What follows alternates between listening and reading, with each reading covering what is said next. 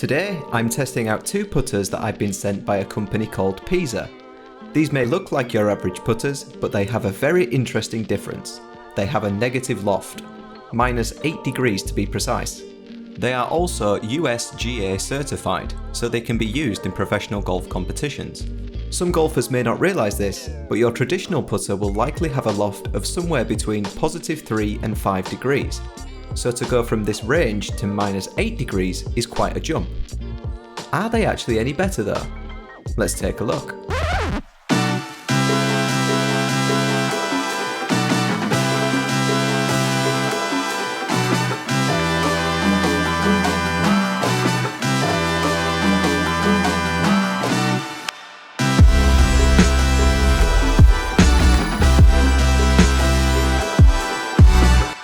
So, negative loft. Surely it's a gimmick, right? Well, before I can explain how it works, first I have to show you what happens when you hit the ball with a conventional putter. Imagine you hit a ball with a perfectly flat putter, 0 degrees loft. At impact, there are two areas of friction affecting the ball. There is the friction from the ground and the friction from the putter face. The friction from the ground wants to cause the ball to roll, but the friction from the club face is interrupting that and ultimately causes the ball to skid. These opposing friction forces cause the ball to skid until one of the forces disappears. The ball stays in contact with the ground a lot longer than it does the club face, and so eventually the ground friction causes the ball to roll. Conventional putters have a slight positive loft to counteract these friction forces. It does this by preventing the ball from being in contact with both friction forces at the same time. Initially, the ball moves off the ground after impact with the putter face, and then once it's landed, the ground friction causes the ball to roll. However, whether you strike the ball so it skids initially or moves off the ground initially, there is an unpredictability to both of these happenings. When you read the green, you do so imagining that the ball will be rolling over that part of the ground. When the ball rolls over the ground, it does so in a predictable way, and this enables our ability to read greens to give us a genuine chance of holing the putt. So proportionally, the more the ball rolls on the ground rather than skidding or floating, as Pisa calls it, the more you can predict where the ball will move. And this is exactly what Pisa are claiming their putters are doing. By hitting the top half of the ball with the face that has a negative loft and a specially designed low friction surface, the ball can roll immediately after impact without skidding or floating. So let's test that claim. So these are the putters that Pisa have sent me, and I'm going to be sort of generally testing them against my usual putter. This is a Odyssey Toulon Austin. I've been using this for about 6 to 12 months and I'm in love with this putter, so it's going to be a really good benchmark as to how these putters get on. Now I'm down at Woolly Park's par 3 course. This is a really well maintained par 3 course. The greens are lovely down here, even at this time of year. The only drawback with this place is that there always seems to be wind. So if you pick any of that up on the audio, I do apologise. But we're going to be putting these Pisa putters through their paces down here, like I said, particularly against my Odyssey. Now, what have they sent me? Well, they've sent me two putters. I've got a bladed one and a mallet one. They have exactly the same grips. I do believe they have exactly the same shafts. This one's just a different colour to demonstrate the different colours that you can get. So you can get obviously like the steely looking colour or the matte black finish, which I think looks pretty cool. And then other than that, obviously the main difference is that we've got a mallet and a blade. Now the mallet is totally non-adjustable. Obviously it just comes as it is. The blade actually has two weights in the head that you can remove if necessary. So if you wanted to make that a little bit lighter, that is something you can do. Other than that, obviously they both got the -8 degree loft on their faces and the low friction pitching surfaces on their faces too. So what I'm going to do is I'm going to go around this par 3 course. I'm going to put these putters through their faces and see how they get on. Now obviously I'm very dialed in with that particular putter. That doesn't mean that my putting's great, but it does mean that I'm used to the feel and roll of that putter.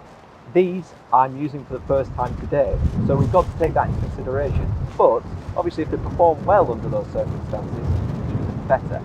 Let's play some golf.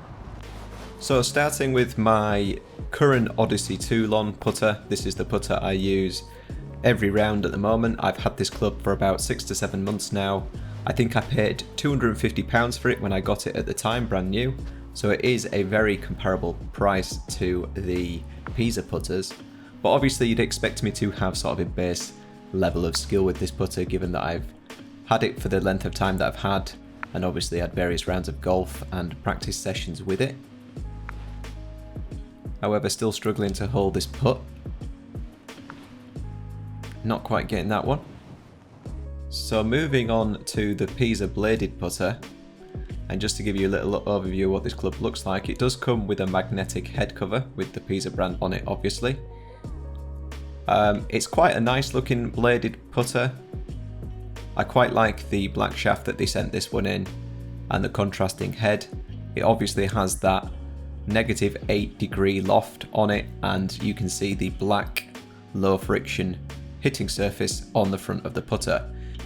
So first time putting with this club then, and the first thing I noticed was the noise that it makes off the putter face. It's a definite higher pitched clicky type noise compared to particularly my Toulon, but in general just other putters that I've used. And the next thing I was noticing was that I was having to hit this ball a little bit harder than normal just to get it to the hole. But all in all, not a bad first attempt. And then last up we've got the Pisa mallet putter. So again, just to give you a little overview of what this club looks like, you get a very nice premium leather looking head cover. And again, this one's come in a steel shaft this time, but there still is a contrast with the head. No adjustability to this one though, it just comes as it is. And obviously it's got the 8 degrees negative loft and the low friction hitting surface. Now I'm not one for mallet putters, but I really did quite like using this putter. Again, you've got to hit it a little bit harder to get it to the hole, but I found that the dispersion was really quite good, and I felt confident I was going to drop one of them, and eventually it did. So this is a similar length putt, it's about 9 feet I think, on a different green, so slightly different movement to the green, and again starting with the bladed putter. And you might be able to hear the clicking noise on these clips a little bit better. But again, the roll was really good with this club. I had no complaints with it whatsoever, and I'm counting that one. Moving on to the mallet putter then. Again, my expectations for this club were really low, and that one just mugging me off a little bit, dropping it the second time. But you can see how consistent the roll is, it's really good. Can't complain with them at all.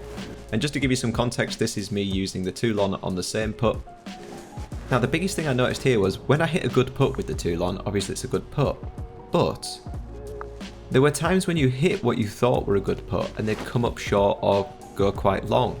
It felt like the ability to overhit or underhit this putter was much easier than with the Pisa putters, which is interesting.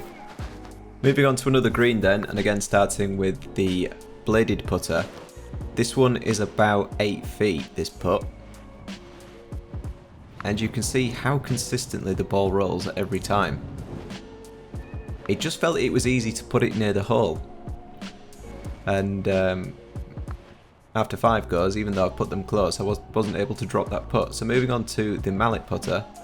And again, you're not missing me warming up with these clubs or taking other shots or selecting my best 5 attempts. I did this once and then moved on to the next green. This is really how consistent this club was the first time of asking. That said, I couldn't drop any of those, but I put that down to user error. So what are my overall thoughts on the Pisa putters? Well, one thing I definitely noticed when comparing them against my current Odyssey putter was that you had to hit them just that little bit firmer. And if we take what Pisa tell us about how these putters work, I would put that down to the ball being in contact with the ground for slightly longer. Hence the ball would slow down quicker. As a result of this, I think I did notice a slightly tighter dispersion with the Pisa putters compared to my Odyssey putter. What personally surprised me the most though, was that I think I preferred the mallet putter. I was almost sure I'd do better with the bladed putter. It's hard for me to come to any conclusive decision on whether the science behind what Pisa are telling us holds up. What I can say is, I was genuinely surprised with how well I putted with these considering I had never used them before. A question I pondered after using these putters though, is why hasn't this been done before now? The conclusion I came to, and I could be wrong. If you think of a professional golfer putting, their technique manufactures a negative loft at impact. They tilt the club forward and strike slightly up on the ball. So it's quite possible that having a preset negative loft on your putter may help the everyday Joe golfer have a putter strike closer to that of a professional. That's just me speculating though. What do you think? The RRP for these putters is going to be $350, which comes in slightly more than the price I paid for my Odyssey putter. Aesthetically, I still prefer my Odyssey 2 lot. It feels more premium in the hand and I much prefer the thicker grip. That said, Pisa are selling these with a 50% super early bird discount on the Kickstarter page, so at $175, I don't think anyone would be disappointed with the standard of this putter, especially if you think the negative loft is something that's going to help your game. So golfers, what are your thoughts on this concept? Do you think this would help your putting? Let me know in the comments below. I'll leave a link to the Kickstarter page in the description box if you want to find out more about how this putter was designed and made. Thanks as always for watching golfers, I'll see you next time.